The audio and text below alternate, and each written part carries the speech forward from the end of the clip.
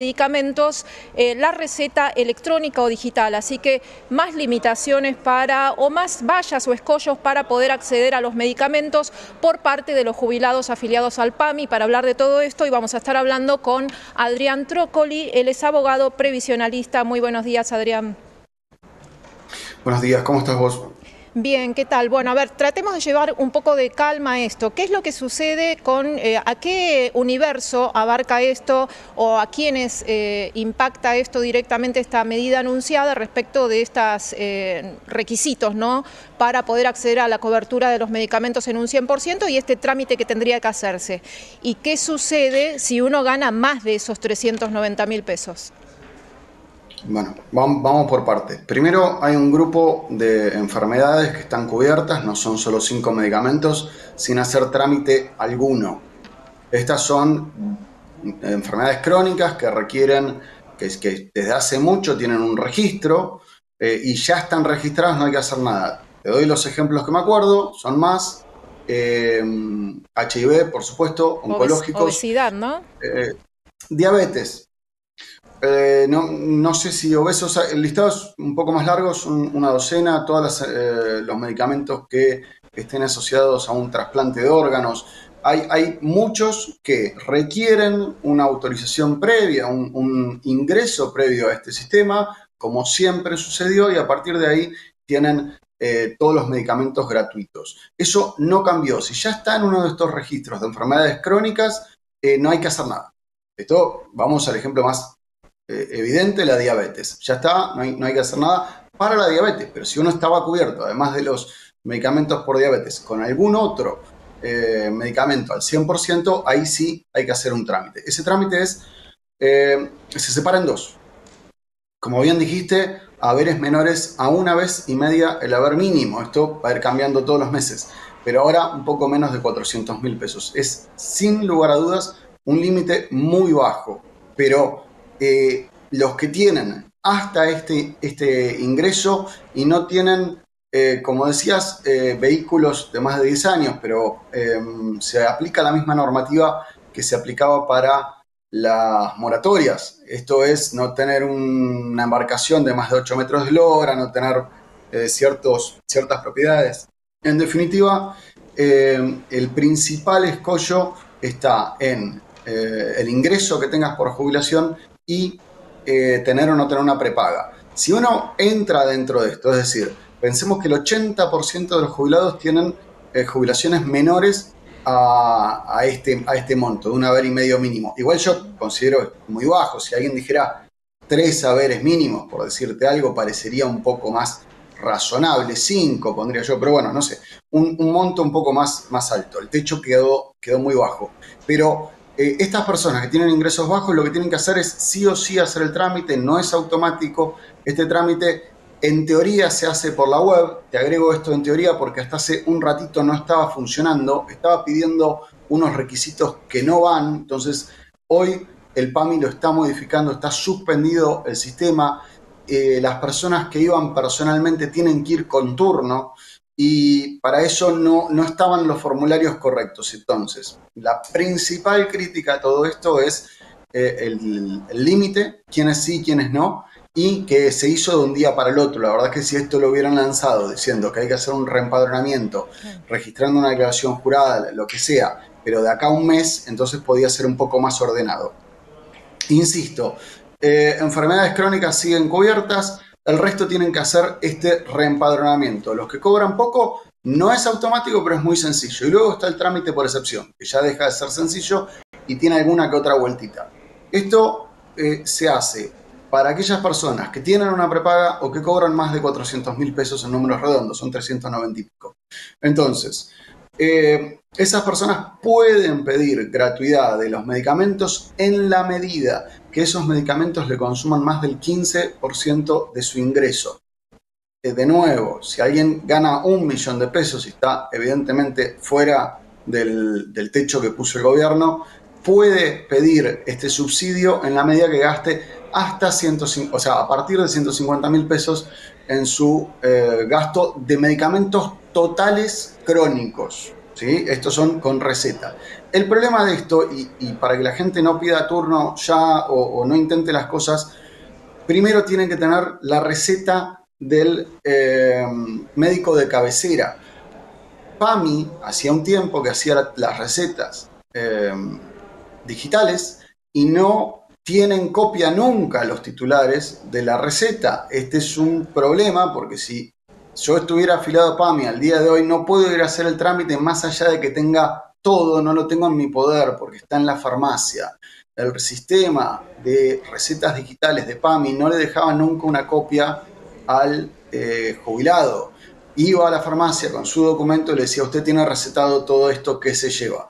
Entonces, eso, otro error, no sé cómo decirlo, es un error enorme de PAMI si ellos tienen acceso a estas recetas, pedírsela al titular. Entonces, de nuevo, aquel que tiene haberes, no voy a decir altos porque no quiero decir esa barbaridad, por encima de lo que pide PAMI, tiene que primero pedirle turno al médico de cabecera para que le firme un formulario que le dio PAMI al médico.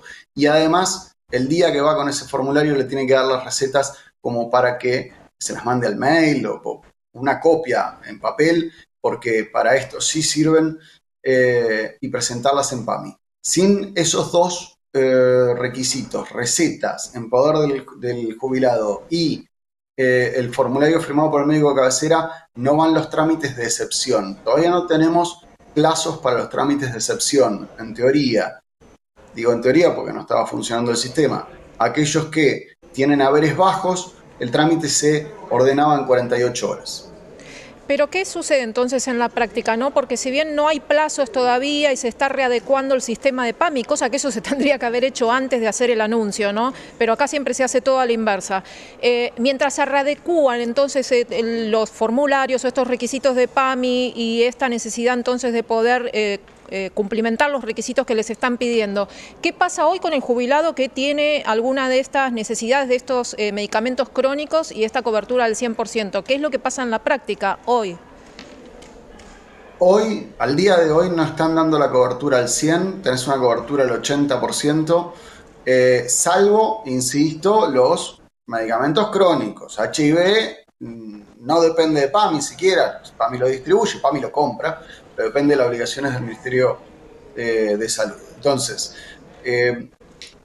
todas las crónicas siguen funcionando comúnmente, van a la farmacia y lo retiran. El resto, cuando tienen la receta en la farmacia, tendrían que abonar el 20% de un precio diferencial, dice PAMI. Es verdad, es un precio más bajo que el precio al público común, pero esto no quita que es un problema. Y como decías, Gaby, recién, lo ilógico es que dispararan un mecanismo que tiene efecto en forma inmediata sin haberlo probado siquiera. En realidad, si el sistema no funcionara, pero esto tuviera efecto, no sé, a partir de febrero, uno dice, bueno, estamos en un proceso. Por ahora no hay notificaciones de que se suspenda ni que las farmacias se estén entregando sin pagar ese 20%. Y esto se va a unir en pocos días nomás, porque es el 1 de enero del año que viene, ya pocos días, porque hoy estamos a 4 de diciembre, que va a empezar entonces a regir el formato único obligatorio de esta receta digital, ¿no? Esto también puede traer algunas otras complicaciones porque se supone que es para agilizar y para tener una mayor seguridad, pero si ya estamos viendo lo que sucede con PAMI que tiene que readecuar todo su sistema, ¿no? Hay que ver si esto también se puede implementar, esta forma de implementación, ¿no? Y estos anuncios tan abruptos, ¿a qué puede responder? Esto es una consulta ya desde como ciudadano, como se le había hecho a Félix Lonigro también, ¿no? Esto es parte de ese paquete entonces de anuncios que se hizo para distraer lo de la ficha limpia, la caída de esa sesión. ¿Se puede interpretar esto también así por la forma abrupta, ¿no? Estos anuncios que no tuvieron consideración? ¿Cuándo afecta precisamente al sector más vulnerable, que es el de los jubilados, ¿no? ¿De qué universo estamos hablando hoy que está siendo afectado por esta medida? Sí, no me animo a decir que esto fue para eso, porque es una medida que estaba siendo trabajada hace un tiempo, las dos. De hecho, la ley de la receta digital tiene mucho tiempo en funcionamiento, no era completamente obligatoria para las 11 provincias que acordaron. La verdad es que hubiera sido ideal hacerlo quizás en un par de meses, que fuera obligatorio para algunas provincias primero y ver cómo funcionaba el sistema. El sistema está funcionando parcialmente al día de hoy. El de la receta digital no es tan problemático. El problema es que quita la receta en papel. El universo de jubilados son más o menos 5 a 6 millones de personas que van a seguir cubiertas, pero tienen que hacer el trámite. El resto va a dejar de estar cubiertos, 1,5 millones de jubilados. Ahora, un poco menos en realidad, pero anda por ahí. Lo que pasa es que no sabemos cuántos jubilados tienen una prepaga. Este es un dato que Claro. no se dio a conocer. Y después, la receta digital no afecta a PAMI, afecta a todo el mundo. Nosotros dos, cuando vayamos a la farmacia, tenemos que tener la receta digital. En Capital, por ejemplo, no es uno de los regímenes adheridos, entonces no va a cambiar. Pero la mayoría de las provincias, 11 provincias del país, sí. Entonces, todavía hay dudas.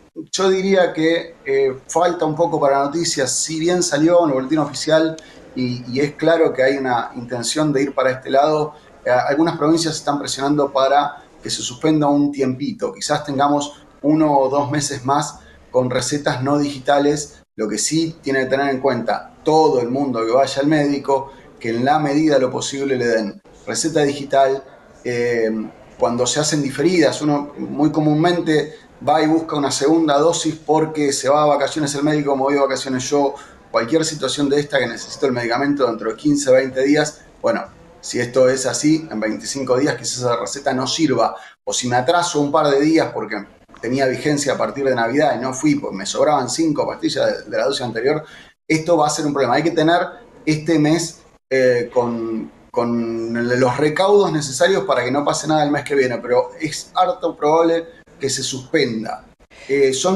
La verdad es que no creo que sean medidas que se hayan tomado un día para el otro, a pesar de que se tomaron muy, muy mal, estaban siendo trabajadas desde hace tiempo y aún así no han dado... Lo de la receta digital todavía está un poco... tenemos tiempo, ¿sí? Y creo que va a funcionar bastante bien, pero a la vez va a tener suspensiones.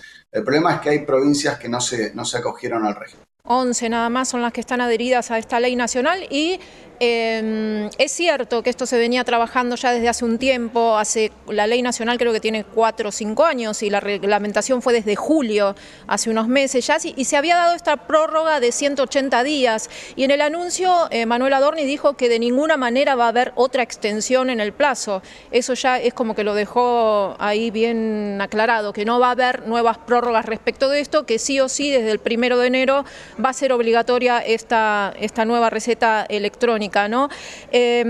Ahora bien, hubo manifestaciones por parte del director de PAMI, Esteban Leguizamo, que dijo que este es el momento ya de financiar a la demanda y no a la oferta como se hacía antes. ¿A qué se está refiriendo esto y usted qué opina sobre eso? Hay un poco de eslogan político. Y hay un tema que la verdad que me parece que el gobierno manejó mal, pero tiene orígenes reales, que tiene que ver con que mucha gente, no quiero hablar de negociados espurios ni nada por el estilo, pero había un consumo desvirtuado de los medicamentos. Esto es, hay gente que consumía en exceso medicamentos que no se explica desde la estadística que sea posible que lo consuma una sola persona. Bueno, no quiero decir solamente jubilado. Entonces, la verdad es que la respuesta no estoy de acuerdo. En vez de mejorar los controles para evitar que se desvirtúe el gasto de PAMI, se decidió recortar o complejizar la manera a la cual se accede. Además, también es absolutamente inentendible que PAMI no tenga registros de cuánto cobra cada uno de los afiliados a PAMI. Pero es así, aparentemente por una cuestión de no vulnerar derechos de información personal, no le tienen que pedir a cada jubilado que se registre con el monto de su jubilación. La verdad son problemas inentendibles para esta época, pero bueno, la verdad que a mí lo que me preocupa honestamente es que decidieran hacerlo un día para otro. Insisto, esto ordenado en 2 o 3 meses podría no ser complejo y después dar tiempo para analizar si quedó demasiada gente afuera, si hay situaciones extraordinarias. De hecho, de un día para el otro es un problema, trae preocupación. Me parece que lo más importante es que todas enfermedades crónicas están cubiertas y bueno, esperemos a que se acomode, que la gente se preocupe un poco menos y que se acomode la gente, ¿no? Pues lamentablemente lo que hicieron fue trasladarle el problema al jubilado que tiene que hacer un trámite más. Y por el otro lado, me parece que esto no se acompaña con los valores de las jubilaciones. Entonces, viene como por todos lados el inconveniente. Bien, Adrián, te agradecemos muchísimo por este contacto y aclarar, ¿no? Sacar un poco el temor y aclarar un poco este tema de qué se trata. Y bueno, perfecto esto que nos dejas bien clarísimo respecto de las enfermedades crónicas y que en ese sentido continúa todo exactamente igual. Así que muchas gracias, Adrián, por este contacto.